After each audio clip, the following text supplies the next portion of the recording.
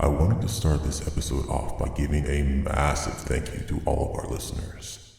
We have reached 80 followers on Spotify for this podcast, and we are eternally grateful for every one of you. Please make sure you are following us on Facebook, Instagram, and TikTok. We want to hear from every one of you. We have also created a form for you to fill out on our website, thenightmaretrials.square.site. This form will let you become a part of our universe and forever be immortalized within the stories we tell. You can be the hero, the big bad, and more. So, if you are interested, please go to the website and fill out the short form. Now, on to this week's episode. I will never understand why people will pay a good sum of money to have themselves locked in a room. I will say that I do understand the challenge of it all, but you never know who is behind the scenes working, scheming, and watching. For this next research file, we will be looking into a group of lovers who wanted a challenge for their Valentine's couple date. Further, in this episode, there will be a connection to the OTEV, a curious group of beings that you can learn more about from our bonus episodes we offer each month. Remember, it's only $5 a month to help out a budding and growing horror podcast. Enough with the sales pitch. Let's get lost in Eclectic Earl's Escape Extravaganza. No, I'm telling you, this is going to be so much fun. I've done like 30 of these things. Some are challenging and really elaborate, and I hear this one is crazy good. And for this one, I ended up booking us the one labeled Extreme. Man, it better not be stupid. I'm missing some primetime playoff football for this tonight. Jesus Christ, Fisher, you and watching football. I swear, you like watching men in tight pants running around more than I do. What the hell is that supposed to mean, Krista? Oh, you know what she means. You and Krista have been dating now for what, 3 years? And it's always the same complaint for her this time of year. Sorry, Jenna, we can't come over tonight. Fisher is watching the game, and this random player on the team has to do really well for him to win out this week. Like, why does it even matter? Isn't the player going to do what they do without you screaming at them on the TV? It doesn't make any sense. Plus, this is supposed to be our early Valentine's group thing that we do every year, so calm the hell down. Oh, fuck off, Jenna. You wouldn't understand. It's a whole different way to watch football. I didn't make fun of you and Krista when you bought and dressed up in scrubs to watch Grey's Anatomy, so I don't want to hear it. Mark, are you going to let him talk to me like that? Jenna looked at me with her face pouted and her eyebrows raised. It was something she did all the time when her and Fisher were arguing, and they argued all the time. It wasn't because they hated each other or didn't get along, but rather it was because they were brother and sister. They knew how to get under each other's skin, and as Fisher would say, it is his duty as an older brother to ensure his sister was in as much playful misery as possible. I hardly ever stepped in, though, when they were arguing, even when it got heated between the two. It made it difficult because Fisher has been my best friend since kindergarten, and Jenna and I had been dating since the 8th grade. I love both of them on a baseline level equally. I slyly smiled at Jenna and replied, Hey, if we're being fair here, you did start it. Jenna gave me a soft punch to my arm and furrowed her eyebrows. You asshole. You always take his side. He may be your best friend, but I'm your girlfriend. You should stick up for me. A smile formed on her lips. Even if I did start it. You always start it, Jenna. Every single time. And you never win. When are you going to accept that arguing with me is just not worth it? Plus, Mark and I have a bond and we understand each other. It's the whole bros before hoes thing. Jenna turned in the passenger seat and glared at Fisher. She didn't say a word. She just kept her stare. Krista, who was sitting directly behind me on the driver's side back seat, shot her head towards him as well. Her glare matched that of Jenna's. I could see the immediate change in Fisher. A nervous look swept across his face, and he began to fidget in his seat. The man knew what was coming, and he knew he didn't want to hear it. Jenna began to speak. Bros before hoes, huh? Tell me, Fisher. Please don't say it. No. Tell me. Please. Stop. How many times have you been intimate with Mark? Oh, Christ. I don't want to hear this. Stop. Jenna started to rub my inner thigh slowly. Fisher averted his eyes out the window, letting out gagging noises. Okay, you win. You fucking win. I don't want to see or even think about my sister and my best friend in that way. Just take your hand off his region. See? You don't always win, you asshat. She turned to me and gave me a quick kiss on the cheek, and my face flushed as a smile stretched from ear to ear. We drove on the small 2-lane country road for what felt like an hour. I had to have my high beams on since there were no streetlights, and the trees, they sort of enveloped either side of the road. I fucking hated night driving, but it was my year to pick the Valentine's group activity, and doing these escape rooms was one of my favorite things to do. When I found Eclectic Earl's Escape Extravaganza, I knew I had a winner. In the distance, I could see what appeared to be a clearing and a singular streetlight. It looked so out of place. One second we were in the boondocks surrounded by opaque nature, and the next second we found signs of human habitability. Hey, is that the place? Jenna asked. Yeah, I think that's it. It kinda looks creepy? Like way too creepy. Why would they put an escape house all the way out here? Yeah, I'm not too sure about that. We slowed and pulled into the parking lot that looked like it hadn't been resurfaced in 10 years. There were potholes everywhere and no visible parking spots. The only lighting in the lot came from a singular streetlight, which did hardly anything for visibility. We ended up parking right next to the 2-story warehouse. Rust littered the metal siding and large gnarled trees extended up, over, and around the building. A lit-up neon sign illuminated the front of the door that stated Eclectic Earl's Escape Extravaganza. Mark, you said this one was good? Krista began. It looks like a dump. The place had like 4.8 stars and raving reviews. Honestly, when it comes to these things, the weirder and creepier the better, right? I mean, I guess. But it's kind of giving off serial killer vibes. I really feel like we should have done this on like a weekend day or during the daylight.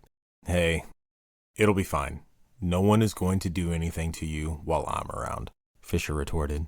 Aw, you're so sweet. But what if you aren't around and someone gets a hold of me? Well, I only booked one room and we'll be locked in together, so there shouldn't be an issue with us separating. We all stepped out of the car and I checked the time. It was 10:45. The booking site said that we had to be there 10 minutes early for check-in to go over the rules. We walked up to the door as a group and I opened the door. We entered the building, which opened up into a small room with laminate floors. The walls were all painted in a grand optical illusion. The room appeared to close in on itself. There were black and white spirals expanding and culminating into the central spot on a door in front of us. The blackness of the spirals were completely devoid of any light reflection. We stood there, just taking in the sight. This room is making me dizzy. Well, me too. It's really messing with my brain right now. No joke. It's like we're in a Willy Wonka's chocolate factory or something. Holy shit, this is so fucking cool. As we stood there in awe, there was a loud noise to our right, and a portion of the wall opened up. Out jumped a well-dressed and very small man. He couldn't have been more than 4 feet tall. His jet black hair was slicked back, and he sported a close-trimmed angular goatee. His mustache was long and thin. It stuck out from his cheeks and curled just like Salvador Dali. He had a scar from the middle of his forehead that crossed over his left eye and ended just below the left cheekbone. Whatever had happened to produce that scar had also blinded him in the same eye. There was no iris or pupil, just the milky white of the eye and the thin red blood vessels that supplied blood to it. He had on a perfectly tailored all-black suit and a deep red bow tie. With a voice to match his stature, Earl began to talk. Good evening, my pets. My name is Eclectic Earl, and welcome to my escape house. Earl closed his eyes and took a bow. As he rose, he made eye contact with me and gave me a wide smile. The adventure accepted is astoundingly atrocious. Beware. Behind blackened brick lies bloodied bodies, creations, creatures, and calamity casually coalesce. Danger, darlings. Every friend gets had. Earl droned on with his trope, and Jenna and I turned towards one another with mild amusement. I looked over to Fisher, who looked like a literal child. His eyes were so wide, and he had a huge smile on his face. I don't think I've ever seen him this elated since he got a Super Nintendo on his 7th birthday. When Earl had finished, he took a long pause, clasping his hands in front of him.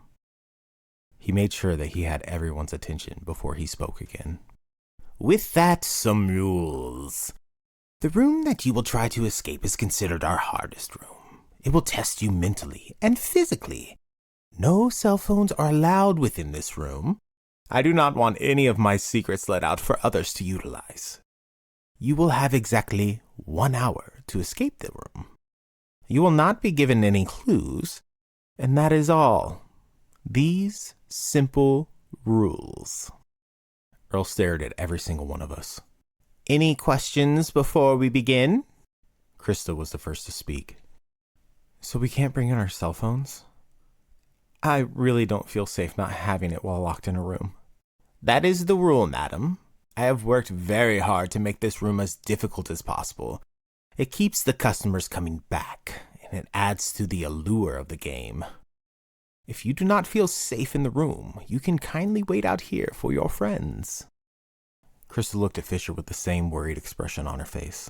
Fisher, I don't feel like this is something we should be doing. I have this weird feeling about it all. Come on, Krista. This looks like a ton of fun. The theatrics of it all are just so freaking cool. I told you, I wouldn't let anything happen to you. Tears filled her eyes and she bit her lower lip. She glanced over to Earl and quickly back at Fisher. Fisher leaned in close to her and whispered, Is it because he's a little person? No, it's not that at all. The whole vibe of this place is off, and to be honest, I'm kind of scared. There isn't anything to worry about. This will be fun. I just can't. I'm sorry, I can't. Krista turned towards me and Jenna. She started walking our way with tears falling from her face. I'm sorry, guys. I'm just a little freaked out right now, and I don't think I can do the room. Can I just have the keys to the car? I'll wait outside, and I'll pay you back for the room, Mark. Madam, there is no need. I will refund the money for your spot. It's completely normal to be a little scared. It's all part of the allure here. The mystery, the challenge. She turned to Earl. Thank you. I handed the keys to Krista and she promptly went out the door, shutting it violently behind her. Pretty sure I'm going to get in so much shit for this later. Fisher groaned. Do you need to go out there with her? No, that will only make it worse. I'll just shoot her a quick text and let her know that it'll all be fine and we'll see her in an hour. Fisher typed and sent the text message. We all turned back to Earl. He clapped his hands together. Now where were we? Oh, right. Now that you know the rules, it is time for you to deposit your phones. There is a small box behind you. Place your phones in there. Once you have done that, you will then follow me. We walked to the box and all of us put our phones inside. Fisher's phone chimed with a text notification. He grabbed his phone real quick, smiled, and sent a quick reply back. He turned to Jenna and myself. All right, she's good. She said she's in the car now, feels a little embarrassed about how she reacted, but she did tell us to have a good time. He placed his phone back in the box and closed it. Please, my pets, follow me. We followed Earl through the door that he had emerged from and stepped into a dimly lit hallway. The door behind us slammed shut and Jenna let out a small yelp. Earl stopped, turned his head, and smiled at her. Without a word, he began to walk forward down the hall. None of us said anything. We just followed the man down the corridor.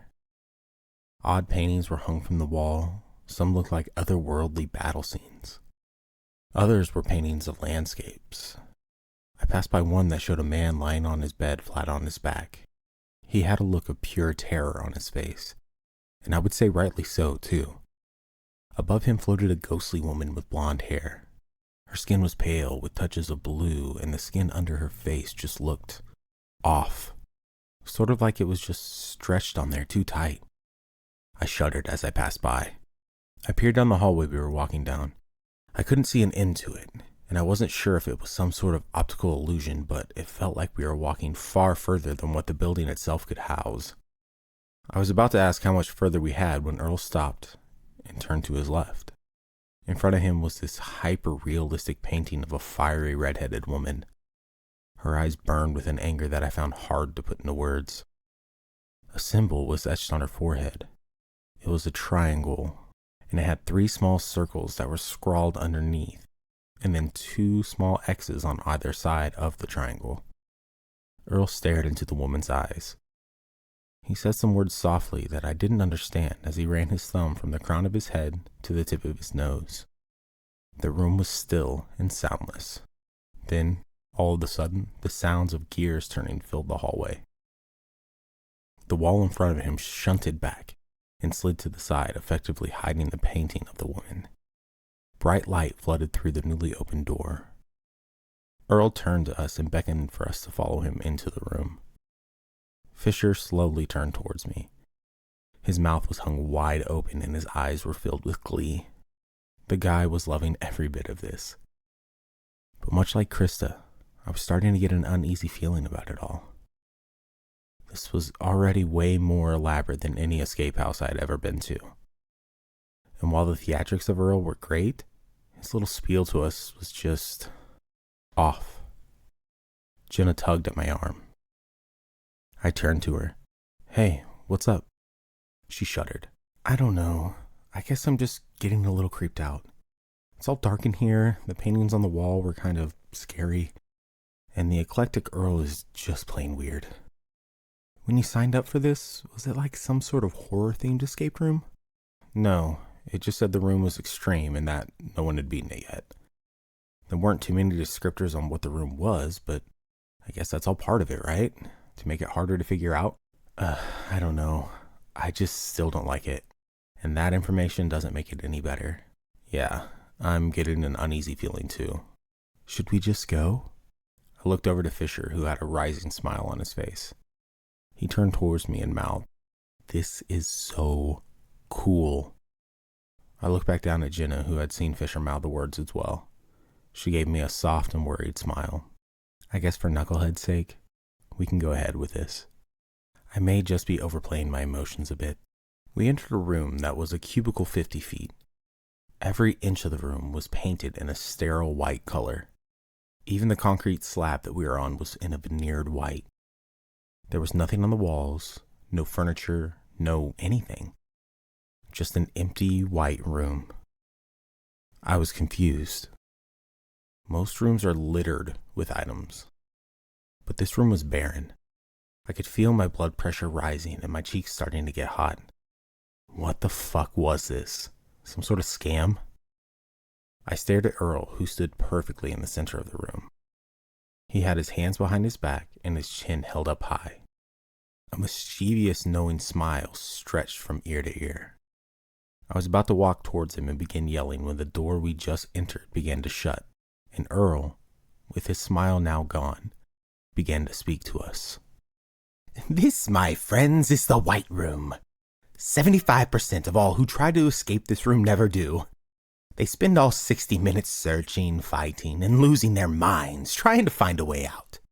In the end, those individuals have failed." Wait, I thought no one had beaten this room. "No, you are mistaken, sir. Many have passed through this room. No one has ever escaped this house." That damn smile crept back onto Earl's face. "What do you mean no one has ever escaped this house?" Jenna asked frantically. Earl's face twisted in anger and disgust at the question. His voice rose in pitch. "It's pretty goddamn evident, stupid girl. When you enter this house, you never fucking leave." Earl began laughing maniacally, raising his hands into the air and throwing his head back. The lights in the room began to flicker and a hatch opened above us. Something came crashing down right where we were standing. I grabbed Jenna and flung us both to the side. Fisher had just jumped out of the way in the opposite direction. All the while, Earl just kept on laughing. I checked on Jenna to make sure she was okay. Her eyes were wide with horror, and it looked like she was trying to scream, but nothing would come out. I could hear Fisher as he began to howl. In all the years that I have known the man, I have never heard that sound come from him. The anguish, the pain, the fear, all amalgamated into a sound not of this existence. I followed Jenna's gaze, and pain and terror filled my heart. Right in front of us, suspended just feet from the ground, was Krista. She was completely naked and had a slash mark from the bottom of her sternum to the top of her pelvis. Her insides were all removed, and I could see directly into the chasm of her stomach, all the way to her spine. Around her neck were what I could only assume were her own intestines. The lights around us kept flickering. Earl kept laughing. Blood ran from Krista's wound down her legs and began to puddle on the floor. The contrast of red on the sterile white ground made the liquid appear to glow. I saw Fisher jump to his feet out of the corner of my eye. He turned and began to run full tilt in Earl's direction. The pain and his scream were enough to shatter any sort of reasoning within my mind. He needed to stop. I knew he needed to stop, but I couldn't form the words. They were trapped in my throat and I was choking on them. Fisher's body became a blur as he pressed his run at Earl. He was mere feet from him now. I mustered all that I could, and I screamed out his name. "Fisher!" But it was far too late. I saw what he was about to run into, and with all his rage and rate of speed, he was done for. Fisher was running and screaming, and then his screaming abruptly stopped, along with his forward momentum. A few of his fingers went flying off his hands. Blood sprayed out and painted Earl's face. Behind him, I could see what looked like suspended horizontal lines of deep red in the shape of his body. Fisher stood there, making choking sounds. The first pieces of him that fell away were the top 3 inches of his head. It slid off him and landed on the ground with a sopping splat. A perfect lateral dissection of his brain spilled out, leaving a cranial chasm. Blood began to ooze from his body in direct correlation to the suspended blood that stood behind him. His arms then fell to the ground, leaving behind irradiated puddles of red on the floor. Then the rest of his body fell in on him like a house of cards toppling to the ground. A pool of impossibly dark liquid began to flood around the pieces of him. I let out an audible cry. In all of his rage and pain, Fisher had not seen the taut and thin wires that he ran through. They were nearly invisible, but the light overhead had given the wires a bit of a gleam. It was enough for me to see at my angle, but not enough for Fisher. My best friend was gone. Just like that. Gone. I began to cry. Jenna screamed and sobbed. Earl stopped laughing and he began to walk towards Fisher. He stopped in front of him and bent down. "You stay the fuck away from him!" I screamed. Earl just smiled at me and picked up a piece of Fisher's head that held his eyeballs and part of his nose. He cradled Fisher's head in his arms like a football, and with his first 2 fingers he began to scoop out the left eye. Popped free, and Earl greedily flung it into his mouth. He was chewing and letting out moans of ecstasy. He slurped up the optic nerve and swallowed. He did the same with the other eye, and when he was finished, he turned to Jenna and myself. His look was vacant and emotionless. His mouth hung open and fresh blood trickled down his chin. He looked like a heroin junkie. No life or thought in his mind at all. Earl shot his gaze towards Krista's body, and he snapped his fingers. The thin wires that just sliced my friend went slack and fell to the ground. Earl threw the piece of Fisher that he had been holding behind him and slowly approached Krista with that same lifeless look on his face. He went to the blood that was slowly dripping from her toes and began to lick it off of her. Jenna began screaming even more, and we both started to scoot ourselves away from the demented man. He bit down on Krista's big toe, severing it from her body. His eyes closed, and he rolled his head back and forth as he chewed. His eyes slowly opened, and he feverishly grabbed at Krista's corpse by the waist, tugging it down as hard as he could. Each pull made her neck pop, and her intestines began to tighten around her throat more. I could hear ripping sounds, but I wasn't sure if it was Krista's neck ripping off or her intestines giving away. Finally, her neck did lose its fight with the tension and force on her body, and it slammed to the ground. Her head swung for a few seconds, and then toppled and rolled towards Jenna and I. It stopped a mere feet from us. Her face was in ruins. It looked like someone had beaten her with a blunt object. Her right cheekbone was caved in, and she only had 2 front teeth left on the top row of her mouth. Her eyes were completely swollen shut, and her nose was gone. I looked up to see Earl fidgeting with something. When I realized what was going on, my stomach dropped. He was trying to undo his belt and unbutton his pants. I couldn't take it. I wouldn't sit back and watch this man defile the corpse of my friend. I shot up to my feet and screamed at him to stop. I heard Jenna as she began to throw up behind me. I rushed towards him. My plan was to run as hard as I could and throw him to the ground. Once he was down, I was going to bash his fucking face in with my fist. Then when he was lifeless and on the ground, I was going to stomp his head in until it became nothing but a bloody, viscous pile of pulp on the floor. But that never came to fruition. With his pants slightly sagging, he turned towards me and widened his stance. I closed the short distance between us in seconds. I was only mere feet away from him. I lowered my shoulder to his chest height to tackle him to the ground. Earl sidestepped and ducked under my open arms. In one quick movement, he grabbed the hair on the back of my head and yanked back as hard as he could. I could feel the raw power coming from this man. Unimaginable power for someone of his size and build. My feet slipped on a pool of Christless blood and my head whipped back. I swung like a pendulum as my body elevated to be parallel with the ground. With his other hand, Earl open palm struck my diaphragm. All the air in my lungs escaped my mouth, and my body quickly fell to the ground with a resounding thud. I felt a few of my ribs crack, and stars filled my eyes.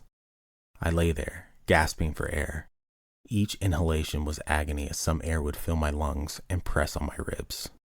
Earl tutted at me. Now, sir, this is not the way.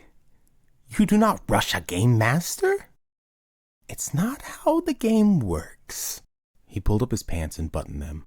Then he reached down and gripped my hair at the crown of my head and began to drag me towards Jenna. I could hear her screams, but I was beginning to go in and out of consciousness. I tried to suck in more air. Pain. I tried again. More pain. I tried to breathe again and I felt air finally fill my lungs. I violently coughed and my body rocked.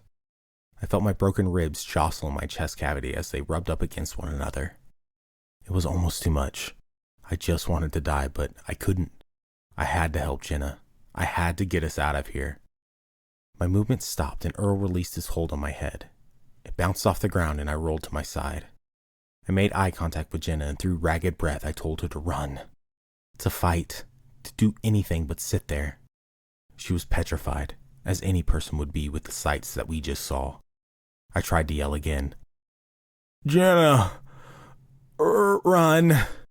She clambered to her feet. Earl stood within arm's reach of her now. I tried to roll to my hands and knees, but my ribs flared up again. Jenna began backing away slowly and letting out quick, short breaths. Earl kept advancing towards her, matching her steps backward with small, bloody footprints.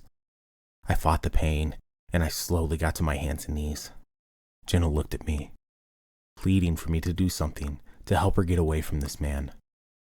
I slowly rose to my feet and started shuffling towards Earl. I balled my fist and reared back to punch him in the back of the head. I swung with everything I had, and he ducked, low spinning on his feet. He punched out and hit my kneecap, striking it just above the patella. I felt it give away backwards with a loud pop. Tendons tore, and my body crumbled to the ground once again. I let out an agonized yell, and Jenna began to scream. I looked up at her, sorrow etched on my face. I couldn't do anything against this demon of a man. We were going to die here, and I was powerless to do anything about it. Jenna reached the back wall, and she went insane. She started clawing at Earl, kicking, screaming, and even tried to bite him. He was just too fast, though. He dodged every attempt she made at him. Jenna swung down at his face, and before her hand could connect with Earl, he reached up and took a hold of her by the wrist. She swung out with her other arm, and he captured it as well. He took a step backwards and tugged her arms hard. Jenna face-planted to the ground and let out a soft, pained moan. Earl then jumped on her and straddled her back. He dug his hands deep in the back of her head, grabbing her hair by the roots and lifted her head towards me. Jenna had blood running down her lips from her broken nose. Our eyes met again. She looked dazed. I tried to pull myself towards her, screaming and crying as I did so.